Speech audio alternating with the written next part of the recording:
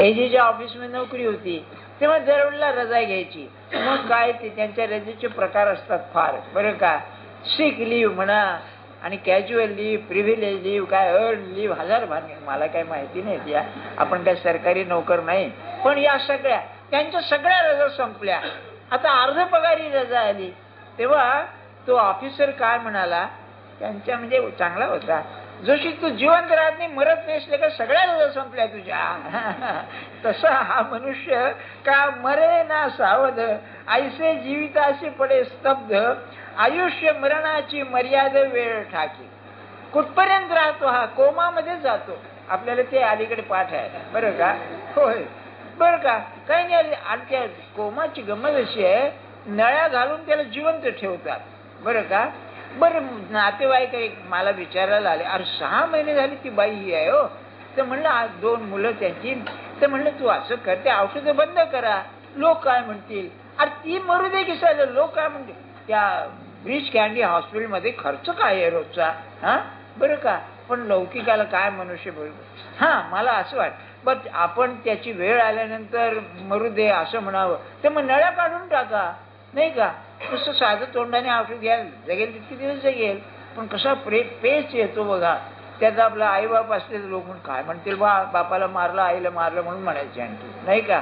सांगण्यात हेतू काय, म्हणून ज्ञानेश्वर महाराजांची ओवीची छान आहे, आयुष्याची मर्यादा संपे तोपर्यंत तो जिवंत नाही, मेलेल नाही, अशी अवस्था येते म्हणाली. मग ऐसी मनबुद्धी करणी, सभोवती धुमाकुळाची कोंडणी, तेथे जन्म जोडली वाहणी युग चुबडे.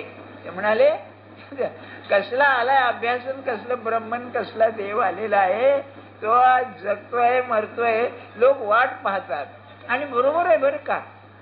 माझा एक विद्यार्थी बांद्र्याला राहतो, तो आला, भेटला, आणखी म्हणाला, रडला बिचारा, बाप मेला म्हणाला, लहानपणापासून मला वाढवलं, अमके केलं तमके केलं, बरं का. आणि डोळे बिळे पुसले, हळूच म्हणाला, पण सर जागा रिकामी झाली म्हणलं, कारण 2 वर्ष पॅरालिसिसने आजारी होतो म्हणला. म्हणजे खरं मनात काय आहे कोण आठव. पण महाराज एक गोष्ट सांगायचे, कसं माणसाचं आहे बघा, यात की नाही मानवी स्वभाव लक्षात घ्या. तेव्हा एका बाईचा नवरा मेला, मुलगा होता. तेव्हा बाईने डोकं आपटलं भिंतीवर वगैरे सगळं झालं. लोक न्यायला आले, बरं का. न्यायला आले तेव्हा मुलाला जवळ बोलावलं, हळू सांगितलं, हातातली सोन्याची अंगठी काढून घे तेवढी म्हणाली. असं आहे बरं का. आपल्या हात अंगठी घालूच नका, पडेच नको म्हणा. कसा आहे बघा मानवी व्यवहार, कसा आहे तो बघा. असं आहे. जाण्यात येतो काय, एक वेळा नाही ते जिवंत व्हायचं अंगठी काढताना. अरे बाबा काय काय सांगावं.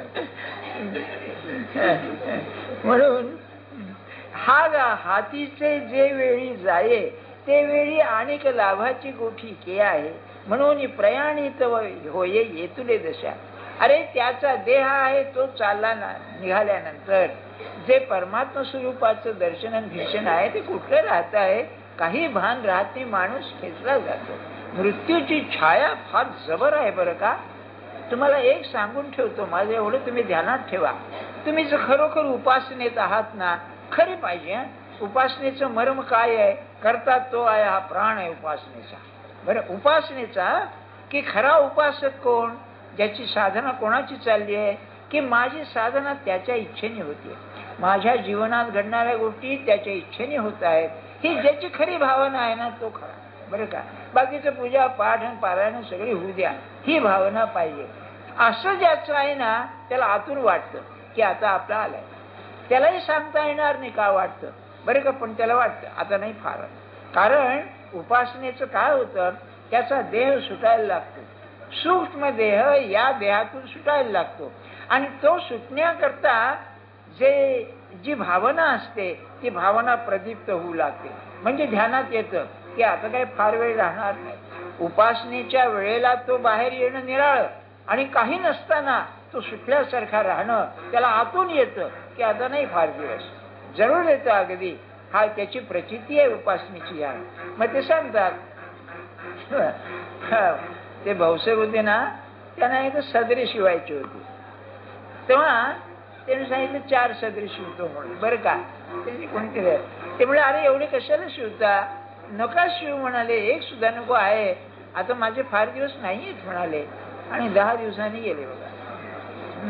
बाकीचं सगळं शरीर बिरी थकलेलं, कशाला शिवता म्हणाले. कसं असतं आतून येणार नाही का. अंतःप्रेरणा जी आहे ती जास्ती इंट्युइशन ज्याला इंग्लिशमध्ये म्हणतात ना, ते वाढणं हाच उपासनेचा खरा फायदा आहे, मर्म आहे. असू दे. ऐसी देहा आत स्थिती. बघा ज्ञानेश्वर महाराजांची खूबी किती आहे. ही देहाची आतली स्थिती. आता बाहेरचं गीत सांगते कृष्ण पक्ष आहे अमकाय तमकाय. बाहेरी कृष्ण पक्ष वरी राती आणि सामासही बोडवती दक्षिणायन. हे त्या वेदात सांगितल्या, उपनिषदात सांगितल्याप्रमाणे की रात्र आहे आणि दक्षिणायन आहे आणि की कृष्ण पक्ष आहे. ते ठीक आहे, त्यात काय. मी मग सांगितलं ब्रह्मसूत्र स्पष्ट सांगितलेलं आहे की जो उपासक आहे त्याला हे ब्रह्मज्ञानी त्याला हे लागू नाही. तो देह ठेवील तो पुण्य काळच असला पाहिजे. ये पुनरावृत्तीची घराणी आघवी एकवटती जयाची प्रयाणी. तो स्वरूप सिद्धीची कहाणी कैसे नियाके. असं पुनरावृत्ती पुनर्जन्म होणार अशा सगळ्या परिस्थितीत तो जातो. त्याला आत्मज्ञानाचं काय कल्पना आहे, काहीच नाही. म्हणजे तो काही त्या अवस्थेला जात नाही. ऐसा ज्याचा देह पडे तया योगी म्हणून चंद्रावरी जाणे घडे. मग तेथून मागुता बहुडे संसार आहे. हे त्यांनी गीतेतलं सांगितलं आहे. याला बाबा मलाही काही माहिती नाही. त्याचं म्हणणं असं आहे गीतेचं, किंवा असा जो जातो तो चंद्रावरती योगी म्हणून जातो आणि पुन्हा परत येतो. तर हे चंद्रावरती म्हणण्याचा हेतू असाच असला पाहिजे किंवा तो अशा अवस्थेत जातो की पुन्हा परत येतो. अरविंदांच्या डिव्हाइन लाईफ मध्ये हे 7 लोक त्यांनी सांगितलेले आहेत आणि असं असलं पाहिजे. काय आहे, आपले जे नातेवाईक किंवा आपले जे समकालीन आहेत ते गेलेले असतात ना, ते तिथे भेटतात. परंतु प्रत्येकाची जी पायरी असते त्या निराळ पायरीवर असते. म्हणजे उदाहरण घ्या, आता आपण आता सध्या नरिमन पॉइंटला बरं का तुम्हाला हे घ्यायचं आहे प्लॉट, आपला ब्लॉक घ्यायचा आहे फ्लॅट, म्हणून 40-50 लाख रुपये पडतात म्हणे तिथे. बरं का, 2 कोटी बापे आहे काय काय नाही का. मी ऐकतो इकडच्या बाजूला सुद्धा काय 2000 स्क्वेअर फूट नामकन तमकं लोक सांगतात. बरं काय नाही, म्हणण्याचा हेतू काय, ज्याच्या जवळ इतका पैसा आहे तोच तिथे राहील ना जाऊन किंवा विकत घेईल ना. तसंच ज्याने उपासना केलेली आहे त्याची अवस्था जरी मेल्यानंतर एकाच ह्याच्यात असली तरी उच्च असणार, त्याची अवस्था निराळी असणार. किंबहुना दुसरेही सांगून ठेवतो आपल्याला की आपण ज्या सत्पुरुषाचे आहात किंवा ज्या दैवताचे आहात त्याची उपासना जर बरोबर चालली त्यात जर गेलात तर आपण त्याच्या भक्ती घोटाळत राहाल. बरं, किंबहुना याचं हे सांगतो आपल्याला. एकदा काय झालं, एक गंमत सांगतो आपल्याला. हे मी जे सगळं सांगतोय ना हे अनुभवाचं नाही बरं का. ज्ञान म्हटलं ना, ज्ञान 2 प्रकारचं आहे. हे लक्षात ठेवायला काय हरकत आहे. तत्वज्ञान असले तत्वमीमांसा सांगतो आपल्याला. एपिस्टेमॉलॉजी, थिअरी ऑफ नॉलेज, ज्ञान मीमांसा. ज्ञान 2 प्रकारचं आहे बरं का. बॉरोड नॉलेज आणि एक्सपिरियन्स नॉलेज. तसं बॉरोड ट्रूथ आणि एक्सपिरियन्स ट्रूथ. आमचं सगळं हे उष्ण घेतलेलं आहे बरं. एक्सपिरियन्स अनुभवाचं जे आहे ना ते नाही. आणि मृत्यूचं विज्ञान जे आहे ना हे सत्पुरुषच अनुभवून सांगतात. आपलं सगळं बॉरोड आहे. ते म्हणून उदाहरण देताना हे मुद्दाम सांगितलं मी. आपण ऐकलेलं आहे ते सांगतो बरं का. बॉरोड काय झालं, गोंदवल्यास एकदा एक कुटुंब रात्रीचं बाहेर होतं थंडीमध्ये. बायको, 2 मुलं, नवरा कोल्हापूरून आलेले. तेव्हा राहायला जागा नाही हो, खोली. काय करणार उघड्यावर ते. तर महाराजांच्या कानावर घातलं की बा असं असं ते आता बाहेर असलेले आहेत. तर त्यांनी सांगितले बा आमच्याकडे व्यवस्था करा. त्यांना मग त्या पोरांना न्यायला निजवलं आणि मग म्हणाले आता त्यांची व्यवस्था केली बरोबर आहे, पण माझे जे गेलेले आहेत त्यांना जागा लागत नाही. बरं आहे म्हणले, ते आलीच आहेत म्हणले. हा. आणि आपली कल्पना अशी आहे, गर्दी भाव आहे बा कुठे जाता यायला. अरे तुम्ही गर्दी करू नका, आपण गेलेले आहेत त्यांना गर्दी कसली आहे, ते येतात दर्शनाला. तसं पंढरपूरचं आहे की तिथे जे खरे पांडुरंगाचे भक्त आहेत ना, ते बरोबर एकादशीला जाणार, त्यांना रांगेत नाही उभावं लागायचं. लक्षात ठेवा आपण. पण परमात्माला भेटणारच ते जाऊन, यात शंका नाही. सांगण्याचा हेतू इतकाच आहे आपल्याला की जेव्हा हे म्हणतायत की त्यांना पुनरावृत्ती असल्यामुळे ते चंद्रावर जातात आणि तिथून पुन्हा जन्माला येतात, हे असं काहीतरी ते असलं पाहिजे. बरं, एकदा महाराजांचा प्रश्न विचारला, म्हणलं आपली माणसं ओळखीची गेलेली काही नाही, म्हटलं आपण गेलो की भेटतात म्हणले ते तिथे, कारण आपल्यासारखेच असतात ते, नाही का. क्षमा करा, मी दृष्टांत देतो. आमच्या तिकडे दारूबंदी नव्हती आमच्या लहानपणी, तेव्हा हे पुष्कळसे लोक की नाही दारू पिऊन गटारात लोळत पडायचे. ते म्हणायचे मी बादशाह हूं म्हणून, गटारात लोळत असायचं तो. बरं काय बादशाह, तो एक आनंदच आहे की नाही हो. आपल्याला लागू नये हा तुझला, पण नाही का. तेव्हा असे गटारात लोळणारे जे आहेत ना, ते एकमेकांची मित्र असायचे. म्हणजे तुम्ही तो तिथे भेटायचाच तुम्हाला. तसे आपल्यासारखे जे विषयात गुंतलेले लोक आहेत प्रपंचात, ते तिथे आपल्याला भेटणार. बरं का. आता भेट म्हणजे कशी होते, ही वायुरूप भेट आहे. बरं का. वायुरूप भेट म्हणजे अशी की तो आला आहे तुम्हाला कळेल, परंतु दाखवता येणार नाही. वायुरूप असतं. इतकंच नव्हे, आपण मेल्यावर, मी सांगितलं बॉरोड ट्रूथ आहे, मेल्यानंतर आपण सूक्ष्म देहाने तिथे हजर असतो, कारण आपली उपासना गायब होऊन जाते सगळी त्यावेळेला. आपण त्याचा देहाचं ते हे असतं ना, तो तिथे जातो, ते सगळं पाहत असतो कसं कसं होत आहे सगळं. आणि तुम्हाला माहिती आहे की आपल्या जिथे प्रेत असतं तिथे दिवा ठेवतात. कल्पना अशी आहे, त्या देहाला चिकटलेला असतो जीव, त्याला सुटलेला एकदम समजत सुद्धा नाही. तो पुन्हा तो देह शोधायला येतो, तर त्याला ती जागा दिसावी म्हणून दिवा ठेवतात. ही आपली कल्पना, त्याला काही दिवा लागत नाही पाहायला, पण आपली कल्पना नाही. सांगण्याचं हेतू सगळं असं आहे, हे सगळं की नाही अतिंद्रिय ज्ञान आहे. याला की नाही असं दाखवता येणार नाही, आहे उष्ण आणलेलं आहे ज्ञान सगळं. बरं का. असं सांगण्याचं हेतू काय आपल्याला की देह पडे संसार आहे, तो मागून येतो. आम्ही अकाळू जो पांडवा म्हणितला तो हा जाणावा, आणि हाच धूम्र मार्ग आणावा पुनरावृत्तीचा. हा धूम्राचा म्हणजे धुराचा मार्ग आहे. प्रकाशाचा मार्ग तो अर्चिराग आहे, आणि हा त्याचा धुराचा मार्ग आहे. अज्ञान आणि ज्ञान याच्यामध्ये हा फरक आहे. याच्यामध्ये उपासक आहे. थोडं अज्ञान असतं, पण ज्याचा हात धरलाय तो बरोबर घेऊन जातो त्याला. बरं, किंबहुना आपण ध्यानात ठेवा, आपल्याकडे जी कल्पना आहे की यमदूत येतात, तर सत्पुरुषाची जी उपासना आपण करतो किंवा ज्या देवतेची, ते त्यांचे जे असतात ते घेऊन जातात आपल्याला. बरं, हे लक्षात ठेवा आपण. म्हणजे त्यावेळेला त्याला देह सोडून जाताना कष्ट होत नाहीत, नाहीतर देह सुटताना फार कष्ट आहेत.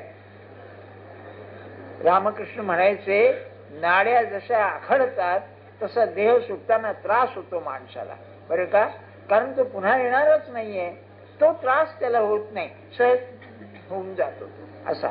मग ये रे तो अर्चिरार्धी मार्ग, तो वसता असेल ग सावी अस्वस्थ सांग निवृत्तीवरी. जर खरोखरच माणूस अभ्यासात राहील तर तो दुसरा मार्ग आहे, तो खरोखरच फार चांगला आहे. देह सुटायला कष्ट पडत नाहीत. बरं, हे कसं आहे बघा. एक खरकट भांड आहे आणि फार खरकट आहे. आता तुम्ही लोणी कढवताना तेव्हा किती घट्ट बसतं ते, मग त्यात तुम्ही पाणी उकळता आणि मग ते हे होतं ना, स्वस्त का. तसं की नाही देहाला चिकटलेला जो जीव आहे, तो जो भगवंताच्या स्मरणामध्ये राहिला तर ते खरकट सगळं सुटतं. त्यामुळे देह सुटायला कष्ट नाही.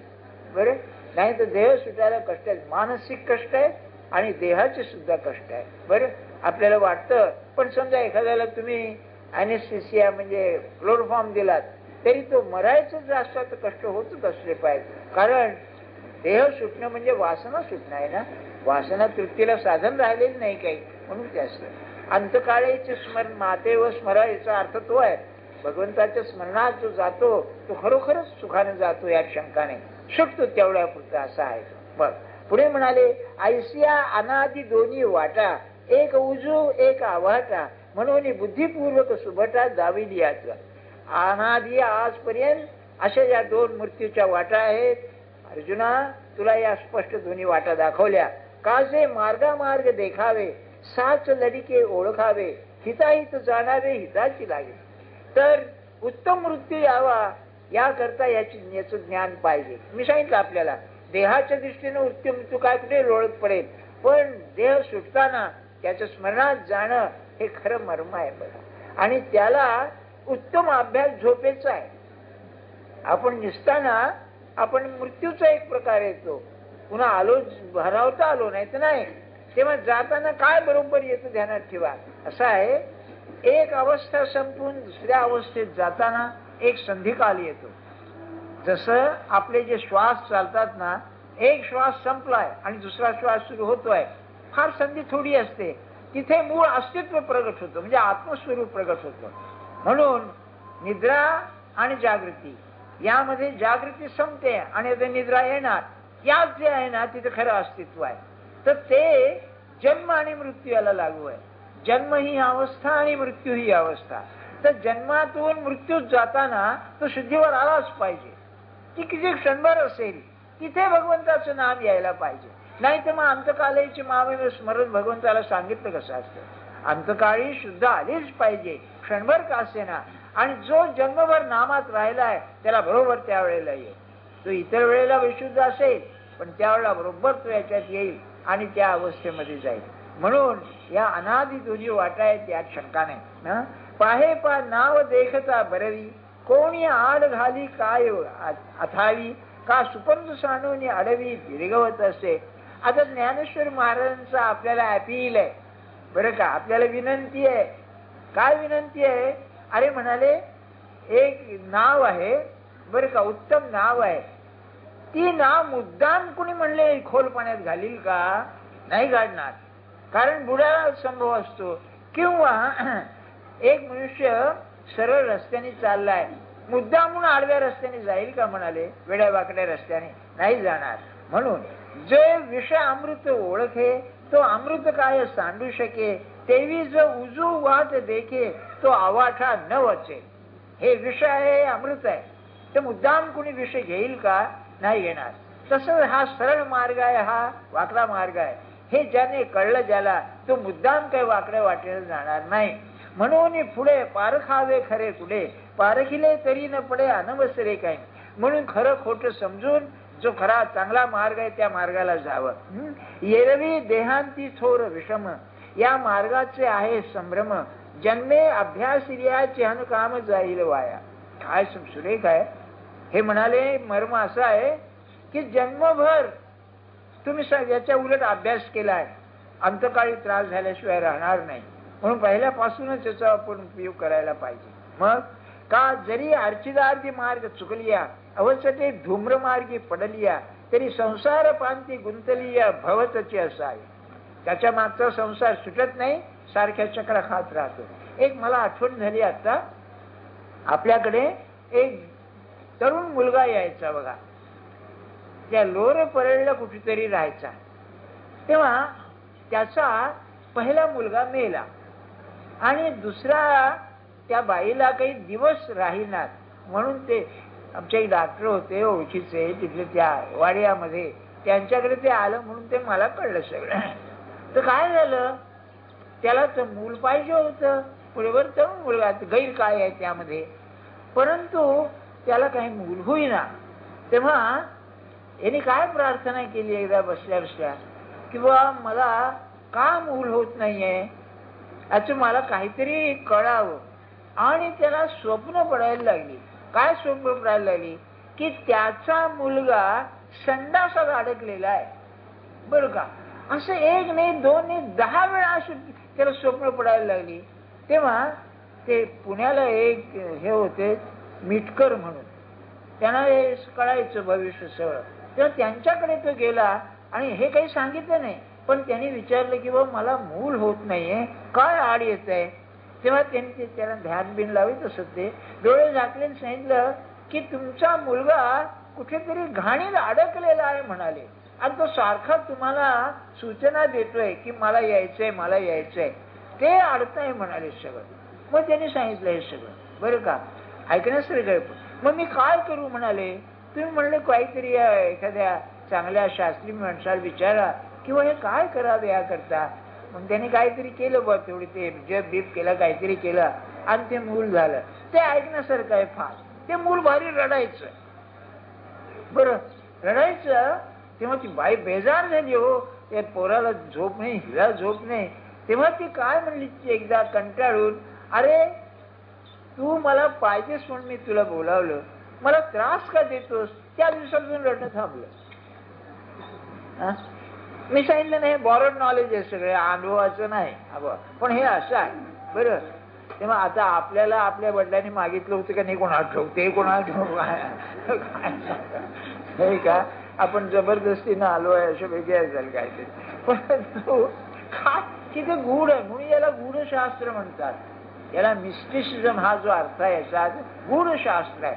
हे सगळं तर्काने इकडून दाखवता येणार नाही तुम्हाला कोण आहे काय आहे ते. सांगण्याचा हेतू माझा एवढाच आहे की त्यांचं म्हणणं असं, हे सायास देखोनी मोठे आता कैसे निपा एक वेळ फिटे, म्हणून योगमार्ग गोमटे शोधिले दोन्ही. हे सगळे मरणाचे संसाराचे कष्ट पाहिल्यानंतर असं वाटतं की बुवा या मार्गातून सुटायला काही आहे का संधी. तर ती संधी मी आज सांगितली. तर एके ब्रह्मत्वात जाईजे आणि एके पुनरावृत्ती होईजे, परी दैवगत्या जो लाहीजे देहांती जेणे. ज्याला अंतकाळी जी काही अवस्था प्राप्त होते त्यावेळेला एक ब्रह्मपदाला जातो आणि दुसरा दैवगती म्हणजे संसारामध्ये येतो. हे वेळी म्हणितले हे नव्हे, वाया अवचटे काय पावे, देह त्यजूनी वस्तू होवे मार्गी चिके. अरे मी हे उगीच सांगितलं असं नव्हे. भगवान म्हणतात की या जन्मामध्ये आपण आत्मज्ञान प्राप्त करून घ्यावं तरच माणूस सुखाला जाईल, नाही तर नाही. पण तरी आता देह असो अथवा जावो, आम्ही तो केवळ वस्तूची आहो. का जे दोरी सर्पत्वावं हवं दोरा चिकडून. मग मूळ पदावर वेदांतावर येतात. हा संसार जो आहे हा मिथ्या आहे, मी ते समजतो तसं तो नाही. हे काय वाटेल तुम्हाला, हे भानगड काय आहे, दोरी सरपण लफड काय आहे हो. मग साधी गोष्ट सांगतो आपल्याला बरं का. एक बेळगावला वकील होते, त्यांचं बायकोवर अत्यंत प्रेम. ते बायको मेली तर तिची एक साडी, आणि ती कोणची लग्नामध्ये तिला कोणीतरी दिलेली उत्तम साडी, ती उशाला घेऊन जायची बरं का. त्यांच्या मुलाचं लग्न झालं. लग्न झाल्यानंतर ती लग्न व्हायचं म्हणून ते खरेदी करायला गेले. खरेदी करायला गेले. आता ते त्या सुनेला साडी बिडी घ्यायला लागले. तेव्हा आता त्या साड्या पाहिल्या त्याने, म्हणजे दुकानामध्ये साडी घेऊन पाहिली. त्यांच्या गुरुनी त्यांना विचारलं की दुकानातल्या साडीचा स्पर्श आणि तुम्ही उशाला घेता त्या साडीचा स्पर्श, यात काय फरक आहे. अहो काय म्हणता म्हणाले. तुमच्या लक्षात आलं की नाही की तो साडीचा स्पर्श म्हणजे नुसतं आपल्या सुनेकरता घ्यायचं कापड आहे ते, आणि याच्यामध्ये त्यांची बायको भरलेली आहे ना सगळी. याला अध्यारोप असं म्हणतात, याला अध्यास म्हणतात. दोरीवर सर्प म्हणजे माझ्या मनामध्ये जे आहे ते बाहेर आरोपित करणं, याचं नाव अध्यास आहे. आणखी काय अध्यास म्हणजे नाही का. और दुसरं तुम्हाला सांगतो, एक 100ची नोट आहे, खोटी आहे, तुम्हाला माहिती नाही. तुम्ही 100 रुपये आरोपित करता त्यावर. बँकेत गेला, अरे खोटी आहे नोट, गेलं. आरोप गेला की नाही, याला अपवाद म्हणायचं. अध्यारोप अपवाद संस्कृत शब्द आहे. म्हणजे मी जे जग पाहतो ते सगळं माझं आरोपित करून पाहतो. दुसरं खरं नसतंच ते काही बरं का, नाही का. हे मुलं मुलगी पाहतात किंवा मुली मुले पाहतात, माझं आरोपित करतो त्याच्यावरती मी, नाही का. तो काय असतो कोण असतो का आतमध्ये खरं कळतच नाही, नाही का. संसार सुखाचं काय व्हायचं ते कोणा असतो आणखी, पण मी माझं आरोपित करतो त्यावर मी पाहतो. म्हणून चांगल्याच ऐकावं. अरे तू आरोपित करतोस खरं, परंतु त्याने कपडे जास्त घातले. ती जी ललिता देवी घालते ना, जॅकेट घालते बघा, तिचं फोटो पाहायला केवढी लठ्ठ दिसते ती बाई. तामिळनाडूची हे हो इथली मुख्यमंत्री, मला सारखं वाटत झालं एवढी जाड कशी, तर ते बुलेट प्रूफ जॅकेट घालते ती आणि वर खराय वर कमी काही चेष्टा करीत नाहीये, म्हणजे खरी दिसतच नाही की नाही. तसं मुलाला मुलगी पाहते, मुलगी मुलाला पाहतो तेव्हा होतं. माझी दृष्टी जी आहे ती त्याच्यावरती आरोपित करते. तो कसं कासे नाही, असतोय नाही, नसतोय नाही, याला अध्यास म्हणायचं. म्हणून ज्याचा प्रपंचात धक्के खाऊन अध्यास कमी झालाय त्याला दाखवा किंवा तुझं काय मत आहे असं कोण ऐकतं. प्रेमात पडतात म्हणतात भाऊ. जाऊ द्या, झाला आपली वेळ होत आली. तेव्हा मज तरंग पण असे की नसे, ऐसे हे उदका प्रती काही भासे, ते भरतेही जैसे तैसे उदक चिकी. म्हणाले पाणी आहे, त्या पाण्यावर तरंग येतो, आम्ही तरंग तरंग म्हणतो. अरे तरंग हे पाणीच आहे, पाण्याला तरंग नाहीच कारण ते पाणीच आहे, पाहणाऱ्याला तरंग आहे. तसं या जगामध्ये परमात्मा सगळा परमात्मा स्वरूपाच आहे. मला जगत दिसतंय ही माझी चूक आहे, माझी दृष्टी अज्ञानाची आहे. जगात तेच आहे. तरंगाकारे न जन्मेची, ना तरंग लोपे निमेची, तेवी देहीचे देहेची वस्तू जाहले. देह हा तरंग असल्यास काय, देहात जे वस्तुरूप झाले त्याला जिकडे तिकडे वस्तूच दिसेल, परमात्मा स्वरूपच दिसेल, त्यांना वेगळे दिसणार नाही. आता शरीराचे तया ठाई आडनावही उरले नाही, तरी कोणे काळे काही निमे ते पाहे पा. शरीराच्या ठिकाणी भानच राहिलेलं नाही, ते राहिलं काय आणि गेलं काय, कारण अंतकाळाचा विषय आहे, त्यांना काय त्याची पर्वा आहे म्हणाले. मग मार्गात एक असे शोधावे, कोणे कोठून के जावे, तरी देशकाळात आघवे आपणच असे. अशी अवस्था झाल्यानंतर आमका काळ चांगला, आमका काळ वाईट, हे काय तो आधीच मेलेला असतो, त्यामुळे त्याला चांगला काळ आणि वाईट काळ हे राहतच नाही. मग आणि हा गा घट हे वेळी फुटे, ते वेळी तेथीचे आकाश लागे नीट वाटे, वाटा लागे तरी गगना भेटे येळवी चुके. थोडस फिलॉसॉफी आहे, ते पुढच्या रविवारी मी जास्त सांगेन. असं आहे, एक मडक आहे घट, त्याच्यामध्ये आकाश आहे, मडकं फुटलं, हे आकाश त्या आकाशाचे एक रूप झालं.